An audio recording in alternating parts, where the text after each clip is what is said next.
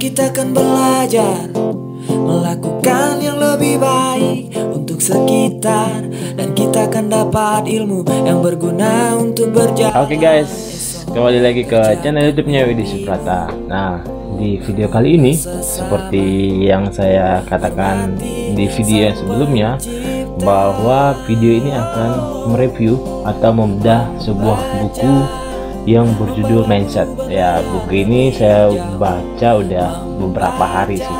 Oke, langsung saja. Ini dia bukunya. Jadi buku ini buku Mindset. Jadi kita akan nge-review, terus nanti kita akan bedah isi di dalamnya apa aja yang ada di dalam ini. Nanti kita akan bahas sama-sama gitu ya. Jadi nanti bagi kalian yang kurang suka baca, atau bagi kalian yang kurang suka ngelihat buku, nah kalian cocok untuk nonton video ini. Dan bagi kalian yang suka baca, saran saya kalian boleh wajib baca buku ini. Kalian bisa cari buku ini di Tokopedia, bisa di Bukalapak, atau bahkan di store-store yang lainnya kayak gitu ya. Jadi langsung saja kita bahas pertama dari covernya. Jadi cover dalam buku ini tuh sangat menarik, yaitu warna putih. Dia hanya menggunakan dua elemen warna saja, jadi tidak seperti buku-buku yang lainnya. Kalau kita melihat buku-buku yang lain itu mereka banyak sekali mengkolaborasikan warna-warna yang ada, dan ini lumayan tertarik untuk melihat buku ini gitu ya. Jadi buku ini ada dua warna saja yang digunakan. Sebenarnya banyak banget warna, cuman dia lebih dominannya itu putih dan biru laut ya. Jadi kalau sebelum lanjut ke sana, jadi kalau misalnya orang biasa nge-review gadget gitu ya, mereview mobil, ya kali ini saya mereview buku gitu ya, membedah buku yang berjudul yaitu tadi ya Mindset ya. Jadi cover udah dibahas, udah dikasih tahu juga dominan warna putih dan biru. Buku ini itu total halamannya itu hampir 300-an, 300 lebih, 399 ya, bisa dikatakan 400 saya. 400 itu udah plus cover dan daftar isi dan lain sebagainya gitu ya. Buku ini saya baca kurang lebih hampir 2 minggu, jadi lumayan lama karena waktunya bolong-bolong gitu ya. Harusnya seminggu udah selesai sih. Dan tentu buku ini dikarang oleh Carlos, bukan Renal Casali. Nah, Renal Casali di dalam buku ini tertera nama Renal Casali, tetapi bukan Renal Casali yang mengarang dalam konteks tulisan ini gitu ya. Nah, Renal Casali juga penulis, tapi dia hanya menerjemah dari Carlos ini gitu ya. Carlos ini menulis versi dalam bahasa Inggris gitu ya, versi dalam bahasa Amerika United ya. Jadi apa namanya, si Renal Casali dan tim gitu ya, mereka hanya mengubah mentransit gitu ya, bukan mengubah tapi mentransit dari bahasa Inggris ke bahasa Indonesia. Karena dilihat dari isi dari buku ini itu apa ya, hampir bisa dikatakan bukan ya, tulisannya Renal Casali gitu ya. Karena sebelumnya juga saya pernah membaca bukunya Renal Casali tentang disruption, bagus banget bukunya tentang perubahan. Dan mungkin salah satu Renal Casali tertarik mentransit buku ini dari bahasa Inggris ke bahasa Indonesia itu karena buku ini bagian daripada perubahan gitu ya. Nah, itu dia. Jadi ini ada Renal Casali, tapi bukan Renal Casali yang pengarang dari buku ini gitu ya. Jangan salah miss dulu nih gitu kan. Terkadang kita Renal Casali, memang Renal Casali itu orang yang sangat visioner dalam menulis buku. By the way, bagi teman-teman semua yang belum tahu Renal Casali itu siapa, gampangnya dia itu Renal Casali itu yang biasa iklan tolak angin itu loh, yang terbaru gitu ya. Kalau dulu kan banyak tuh, nah yang sekarang, nah itu ya Renal Casali gitu ya, yang orang pintar minum tolak angin. Dan video ini tidak beriklan tetapi saya pengen lanjut ke sana gitu ya. Dan ada catnya di sini, itu ada terjual kurang lebih 1,9 juta sampler. Jadi ini mungkin mencakup seluruh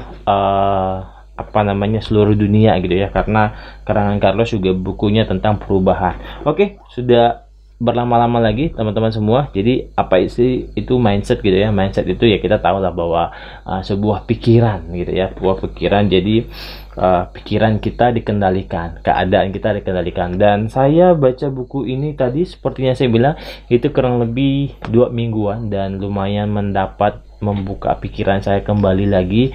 Memang kalau dilihat dari buku ini sangat-sangat menarik gitu ya, dan sangat-sangat membuat tantangan gitu dalam kehidupan.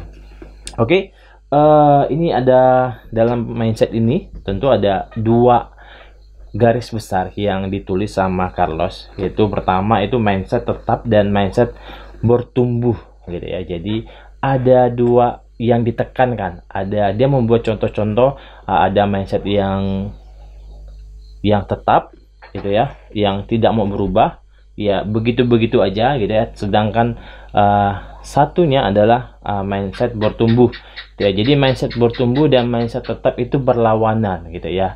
Nah, di mana sih letak perlawanannya itu? Nah, salah satunya ya, ini sedikit saja sebelum lanjut lagi nanti ya, itu ada beberapa model karakteristik dari mindset ya. Jadi ada beberapa item gitu ya. Jadi kan di sini tadi seperti yang saya katakan bahwa ada mindset tetap dan ada mindset bertumbuh. Jadi salah satu dari karakteristik dalam mindset itu banyak sekali gitu ya. Ada skill dan kecerdasan, kepandaian orang gitu ya. Jadi skill kita tahu gitu ya.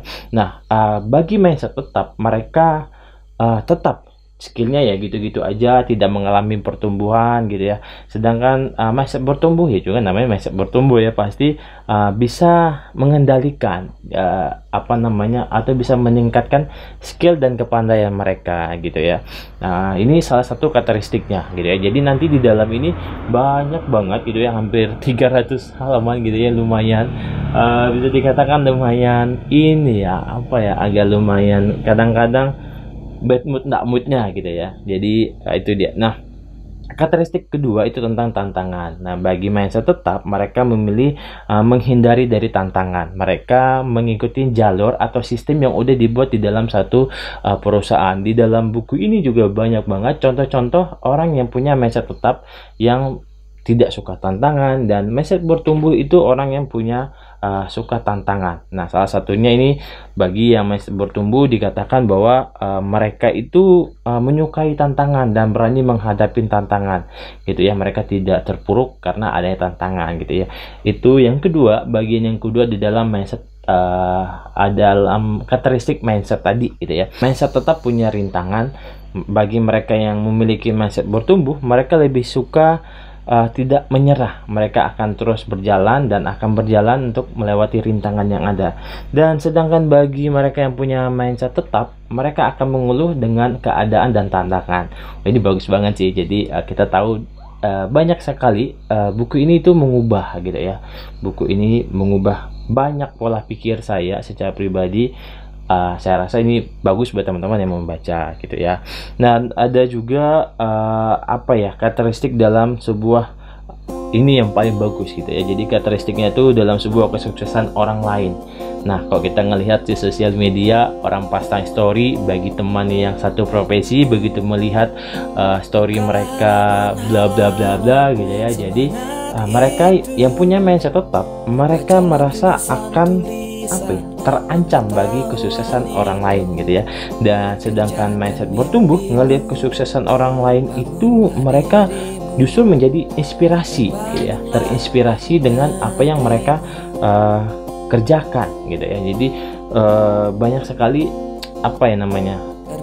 pola pandang kita tuh terbuka dengan adanya buku ini kayak gitu ya. Oke,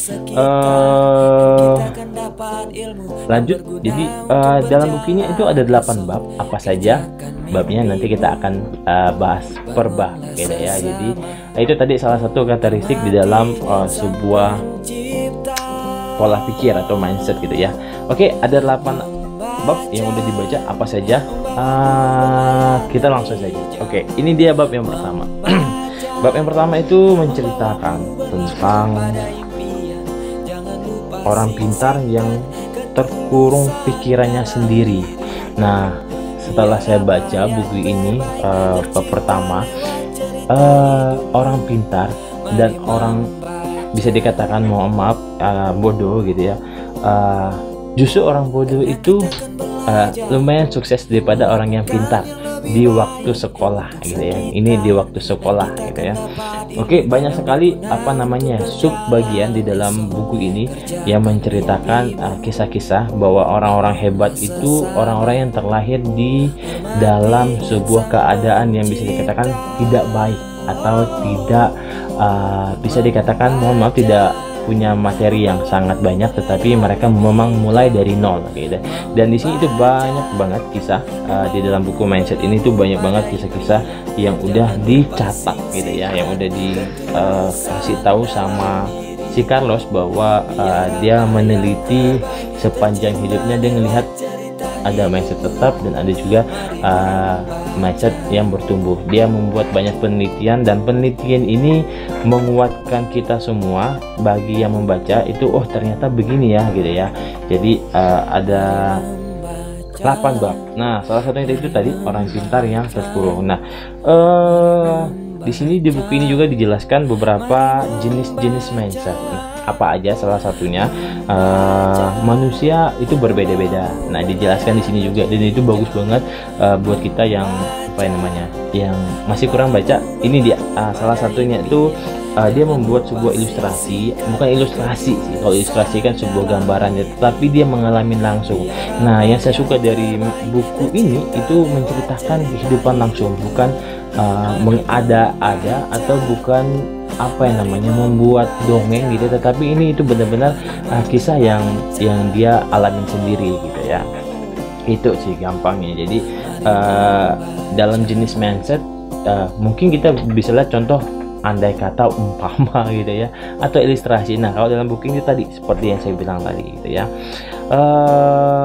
tadi saya sudah jelaskan juga bahwa jenis mindset itu ada 2 ya, bertumbuh dan tetap kayak gitu ya.